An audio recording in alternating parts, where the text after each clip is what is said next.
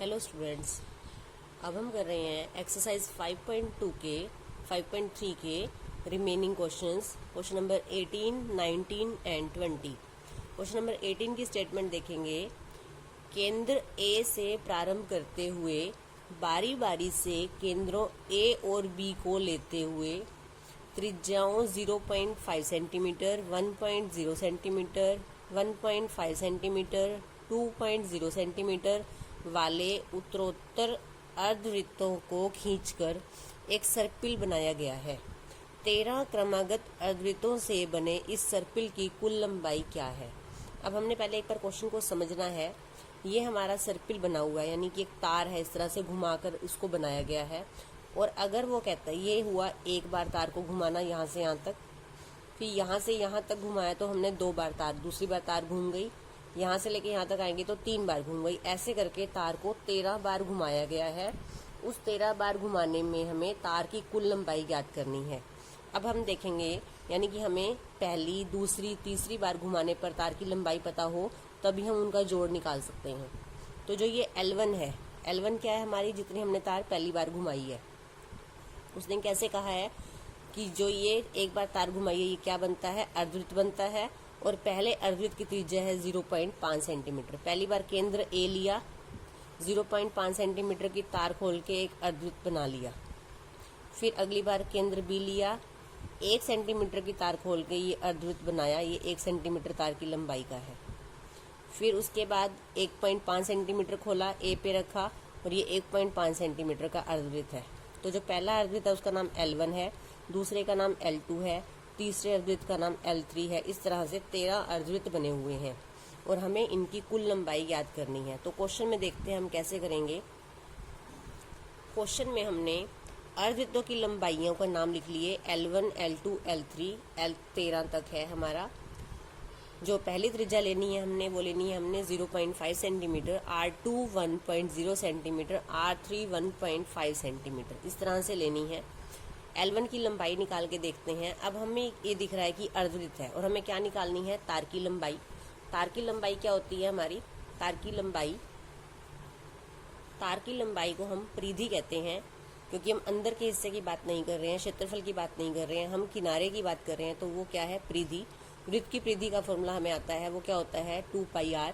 यहाँ पे अर्धवृत्त बन रहा है तो अर्धवृत्त की परिधि, पूरे वृत्त की परिधि होती है 2πr।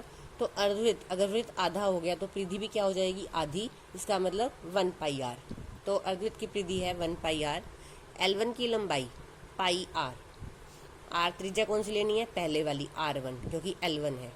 पाई इंटू R1 का मान रखा 0.5। पॉइंट हटा दिया हमने, पॉइंट हटाएंगे तो बटे में 10 लगेगा, बाई में 10 लग जाएगा। 5 की टेबल पे इसको काट दिया, ये आ गया π/2 सेंटीमीटर। अब हम निकालते हैं L2 की लंबाई, πr2। पाई इंटू R2 कितना लेना है हमने, 1.0। 1.0 कितना होता है 1, तो ये आ गया 1π सेंटीमीटर। L3 की लंबाई πr3। पाई इंटू 1.5, यहाँ से भी पॉइंट हटाएंगे तो बाई में 10 लग जाएगा।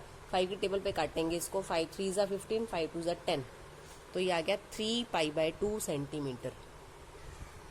अब हमारे पास जो हमारी AP बनी L1, L2, L3, L13 तक। L1 का मान रखा π/2, L2 का मान पाई, L3 का मान 3π/2। कहाँ तक, 13 पदों तक हमारे, क्योंकि 13 बार हमने इस तार को घुमाना है। हमें निकालना है कुल लंबाई, यानी हमें S13 निकालना है। N का मान कितना, ये क्या है 13 पद है, तो ये हमारा क्या है, ये N की वैल्यू है। N का मान 13, ये हमारा प्रथम पद A हो गया π/2। D निकाल सकते हैं हम, D का मान A2 माइनस A1। A2 है हमारा पाई और A1 है π/2। पाई में से π/2 घटाएंगे तो क्या आएगा, π/2। 1 पाई में से π/2 माइनस करेंगे तो क्या आएगा, π/2। अब हमें क्या निकालना है, S13। अब देखते हैं हम S निकालने के लिए हमें A, D और N चाहिए। हमारे पास A की वैल्यू भी है, D की वैल्यू भी है और N की वैल्यू भी है। तो अब हम क्या निकालेंगे, S13। पहले Sn का फॉर्मूला लगाएंगे। S13 निकालना है मुझे, N की वैल्यू 13, 2, A की वैल्यू π/2 प्लस N का मान 13 और D की वैल्यू π/2। ये वाला 2 इससे कैंसिल हो जाएगा 13 2 से नहीं डिवाइड होता, तो इसको 13/2 ही रखेंगे। पाई प्लस 12, 13 माइनस 1 कितने हो गए? 12 पाई/2। इसको कैंसिल कर देंगे 2 की टेबल पे, 2 6 12, कितना आ गया हमारा? 13/2 पाई प्लस 6 पाई, 6 पाई, 6 पाई 1 पाई, कितने हो गए ये? 7 पाई। 13/2 इंटू 7 पाई। अब हमें क्वेश्चन में दिया था कि पाई का मान 22/7 रखना है, तो अब हम यहाँ पे पाई की वैल्यू रखेंगे। 13/2 इंटू 7 इंटू पाई का मान रखेंगे 22/7।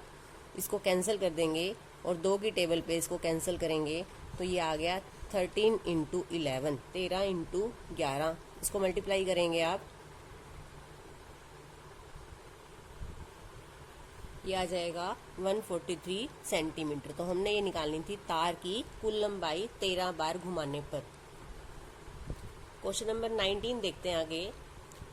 200 लट्ठों की ढेरी के रूप में इस प्रकार रखा जाता है। 200 लट्ठे हैं और उसको ढेरी बनाकर कैसे रखना है कि सबसे नीचे वाली पंक्ति में 20, उससे अगली पंक्ति में 19, उससे अगली में 18, इस तरह से रखे जाएं। ये 200 लट्ठे कितनी पंक्ति में रखे गए हैं और सबसे ऊपरी पंक्ति में कितने लट्ठे हैं? हमारे पास कुल 200 लट्ठे हैं। कुल का मतलब हमारे पास SN है। SN बराबर 200। पहले सबसे नीचे 20 है, यानी A का मान प्रथम पद है 20, A2 आ जाएगा 19, A3 आ जाएगा 18, और हमें निकालना क्या है? कितनी पंक्तियां, यानी ऐसे कितने पद बनेंगे, N का मान निकालना है। और सबसे ऊपर यानी लास्ट वाली पंक्ति, उसे क्या कहते हैं? AN हमें निकालना है। अब देखते हैं क्वेश्चन में कैसे करेंगे इसे। हमने लिख लिया सबसे निचली पंक्ति में हमारे पास 20 लट्ठे हैं, उससे अगली में 19, उससे अगली में 18, सब में एक एक का अंतर है, अंतर बराबर है, इसलिए ये एक AP है। तो 20 19 18 ये कहाँ तक चलेगा, ये हमें निकालना है कि इसका अंतिम पद क्या है। कुल लट्ठे हैं हमारे पास 200, कुल का मतलब SN है 200। और क्या पता है हमें यहाँ से? A का मान हमें दिख रहा है 20, D निकाल लेंगे, D का फॉर्मूला लगाएंगे A2 माइनस A1, A2 का मान 19, A1 का मान 20, तो ये आ जाएगा -1। ये हमने पहले भी किया है कि जब AP हमारी घट रही होती है तो D का मान हमारा नेगेटिव होता है। जब हमारी AP बढ़ती है तो D का मान पॉजिटिव, जब हमारी AP कम हो रही है तो D का मान नेगेटिव आएगा। A का मान 20, D का मान -1।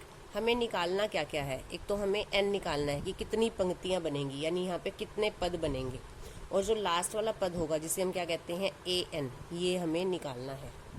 अब जो हमें पता है SN AD, हमें फॉर्मूला किसका? SN का लगाना है यहाँ पे।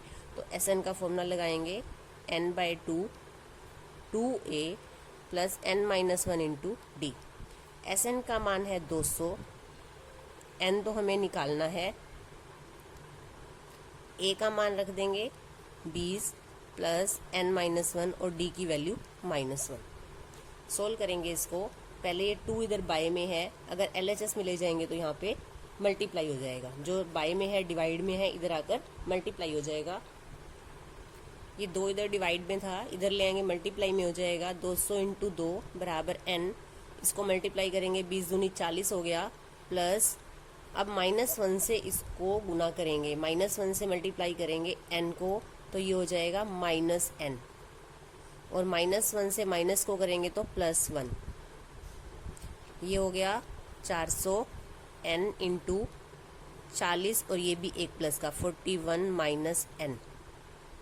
N से भी मल्टीप्लाई कर देंगे, ब्रैकेट खोलेंगे तो ये 41 N माइनस N को जब N से मल्टीप्लाई करेंगे तो N²। अब हम एक तरफ साइड N² माइनस का है, इधर LHS में ले आएंगे तो ये प्लस का हो जाएगा।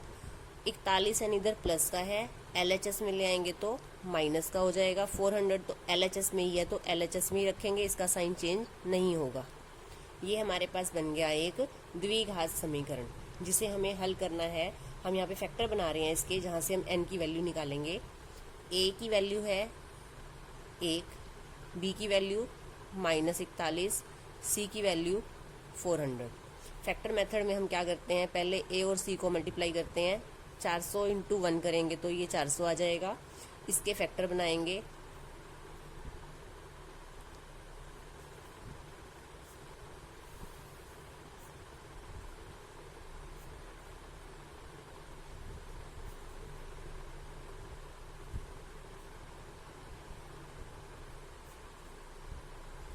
अब हमने फैक्टर बनाने के बाद देखना है कि हमारा जो है दो इस तरह से इनके फैक्टर्स कर लेने हैं कि हमारा 41 आए। पहले हम यहाँ पे सारे फैक्टर्स लिख लेते हैं। हमारे पास आए हैं 2 4 टाइम्स और 5 2 बार। इसको पहले देख लेते हैं। 2 2 4 2 8 2 16, यहाँ तक हमारा क्या बनता है 16 और यहाँ तक क्या बनता है 25। अब दोनों को प्लस करते हैं। अगर 25 और 16 को प्लस करते हैं तो कितना आता है 41, और 25 और 16 की गुना करेंगे तो कितना आएगा 400। तो हमने ये फैक्टर ले लिए। यहाँ पे कैसे लिखेंगे अब n² माइनस बाहर सिर्फ 41n को हम यहाँ चेंज करते होते हैं 25n प्लस 16n प्लस 400 बराबर 0। हमने जो फैक्टर चूज किए हैं 25 और 16 उसको सिर्फ 41n के जगह पे लिखना है। 25 प्लस 16 41 होते हैं तो n लगेगा। अब ब्रैकेट खोलेंगे क्योंकि ब्रैकेट के बाहर माइनस है तो minus 25n minus 16n plus 400 बराबर 0। दो दो के पेयर बना लेंगे, कॉमन लेंगे। क्या कॉमन आता है n कॉमन आ जाएगा, n माइनस 25 माइनस 16 इंटू, क्योंकि 16 को 25 से गुना करते हैं तो 400 आता है। 16 कॉमन आ गया n। अब ये क्या हो जाएगा माइनस 25। ये माइनस क्यों आया? क्योंकि जब हमने माइनस कॉमन ले लिया तो अंदर जो ब्रैकेट के अंदर के जो आएंगी उनके साइन चेंज हो जाएंगे। n माइनस 25 n माइनस 16 बराबर 0, n माइनस 25 बराबर 0 और n माइनस 16 बराबर 0। n की वैल्यू यहाँ से आ गई 25 और n की वैल्यू यहाँ से आ गई 16। अब हमने 200 लट्ठों की जो है लाइनें बना के रखनी है। अब या तो 25 बनेगी या 16, दोनों नहीं बन सकती। या तो 25 लाइन बनेगी उसकी या 16 बनेगी। अब हमने देखना है कि दोनों में से कितनी लाइंस बनेंगी। तो हमने क्या निकालता है अब यहाँ पे हमें क्या निकालना है an, यानी कि जो अंतिम पंक्ति है उसमें कितने लट्ठे आएंगे। an का फॉर्मूला है a plus n minus 1 into D. a की वैल्यू थी 20 प्लस जब हम n का मान 25 लेते हैं और d का मान क्या है -1। 20 प्लस 25 माइनस 1 24 इंटू -1, 20 माइनस 24, ये आगे -4। an मतलब लास्ट वाली लाइन में -4 लट्ठे होंगे। लट्ठों की संख्या तो माइनस में नहीं हो सकती। -4 जो है वो लट्ठों की संख्या नहीं है, तो इसलिए n का मान जो 25 है वो संभव नहीं है। तो n बराबर नहीं है 25। अब n का मान 16 रख के देखते हैं। यहाँ पे हमने n बराबर 25 लिया था। अब हम लेते हैं n बराबर 16 और an निकालेंगे। a का मान 20, 16 माइनस 1, d का मान -1, 20 प्लस 15 इंटू -1। 20 15 की -1 से गुना करेंगे तो क्या आएगा -15, 20 माइनस 15 5, यानी कि अंतिम पंक्ति में कितने लट्ठे होंगे 5। तो n का मान 25 तो संभव नहीं है, तो n का मान क्या आ गया 16, यानी पंक्तियों की संख्या कितनी आ गई 16, और लास्ट पंक्ति जो है उसमें कितने लट्ठे होंगे 5। तो ये दो वैल्यूज हमने निकालनी थी। अब हम कर रहे हैं क्वेश्चन नंबर 20। एक आलू दौड़ में प्रारंभिक स्थान पर एक बाल्टी रखी हुई है जो पहले आलू से 5 मीटर की दूरी पर है और अन्य आलुओं को एक सीधी रेखा में परस्पर 3 मीटर की दूरियों पर रखा गया है। इस रेखा पर 10 आलू रखे गए हैं। अब ये जो इसमें क्या करना है, क्वेश्चन में क्या है कि एक पॉइंट पर बाल्टी रखी हुई है और सामने आलू रखे हुए हैं। यहाँ से समझेंगे क्वेश्चन को। एक बाल्टी से यहाँ 5 मीटर की दूरी पर पहला आलू रखा गया है, उसके बाद 3-3 मीटर की दूरी पर सारे आलू रखे गए हैं। अब करना क्या है, जो प्रतियोगी है उसने यहाँ से बाल्टी वाली जगह से चलना शुरू करना है। यहाँ पहले आलू पर जाना है, यानी 5 मीटर जाना है, आलू को उठाना है, 5 मीटर वापस आना है, आलू को बाल्टी में डालना है। तो वो कितना चल के गई, 5 मीटर पहले चली और फिर 5 मीटर वो वापस आती है। फिर वापस यहाँ आने के बाद अब उसको दूसरे आलू तक जाना है। अब पहले देखेंगे यहाँ से यहाँ तक उसे कितना चल के जाना पड़ेगा, 5 यहाँ तक 3 यहाँ, तो यहाँ से यहाँ तक की दूरी कितनी है 8 मीटर। 8 मीटर उसे जाना है और 8 मीटर उसे वापस आना है और आलू को बाल्टी में डालना है। पहली बार वो चली थी 5 और 5 10, दूसरी बार में चली है वो 8 जाना और 8 आना 16। अब तीसरी बार में कितना चलेगी, वो यहाँ तक आना है, 5 और 3 8 और 3 11, 11 मीटर जाना और 11 मीटर वापस आना, तो 22 मीटर। पहली बार में 10 मीटर, अगली बार में 22 मीटर, अगली बार में 5 3 8 और 3 11 दूनी 22 मीटर। अब हम देखेंगे क्वेश्चन में इसे हम कैसे लिख रहे हैं। प्रथम आलू के लिए तय दूरी कितनी है, 5 मीटर चल के जाना और फिर 5 मीटर वापस आना, यानी कि 5 2 बार चली वो, तो कितने हो गए 10 मीटर। अब दूसरे आलू के लिए उसे क्या करना है, जो 5 मीटर और 3 मीटर इतना चलना है और फिर इतना ही वापस आना है। 5 3 8, 8 मीटर जाना 8 मीटर वापस आना, तो ये हो गए 16 मीटर। अगली बार उसे 5 तो वो जाने ही है, अगला आलू 6 मीटर की दूरी पर, 5 और 6 11, 11 मीटर जाना 11 मीटर आना, कितने हो गए 22 मीटर। तो इस तरह से उसे चलते जाना है और कितने आलू हैं 10 आलू, यानी 10 आलूओं तक उसे चलकर जाना है। अब कुल दूरी हमें ज्ञात करनी है। क्या ये एपी बन रही है, 10 16 6 का अंतर है, 16 और 22 फिर से 6 का अंतर है, जब अंतर बराबर है तो ये क्या है एपी, 10 16 22 और कहाँ तक 10 पदों तक। और ये 10 क्या है हमारे, ये हमारी एन की वैल्यू है और हमें निकालना क्या है एस एन, कुल तय दूरी। प्रथम पद क्या है यहाँ पर 10, डी का मान क्या है A2 minus A1, 16 minus 10, D का मान आ गया 6। हमें निकालना है एस एन। एस एन निकालने के लिए हमें ए डी और एन चाहिए, ए की वैल्यू भी है, डी की वैल्यू भी है और एन की वैल्यू भी है। तो एस एन का फॉर्मूला लगाते हैं 2a plus n minus 1 into d. S n, s 10 निकालना है हमें, 10/2, 2 इंटू ए की वैल्यू 10 प्लस एन की वैल्यू भी 10, डी की वैल्यू 6। इसको 2 की टेबल पे काटेंगे, ये हो जाएगा 5 20 प्लस 10 माइनस 1, ये हो गए 9 इंटू 6, 5 इंटू 20 प्लस 9 को 6 से मल्टीप्लाई करेंगे। अब इसमें 20 प्लस कर देंगे तो ये आ जाएंगे 74 और इसको 5 से मल्टीप्लाई करना है, तो ये हमारी कितनी दूरी तय हो गई 370 मीटर। तो ये हमारा आंसर।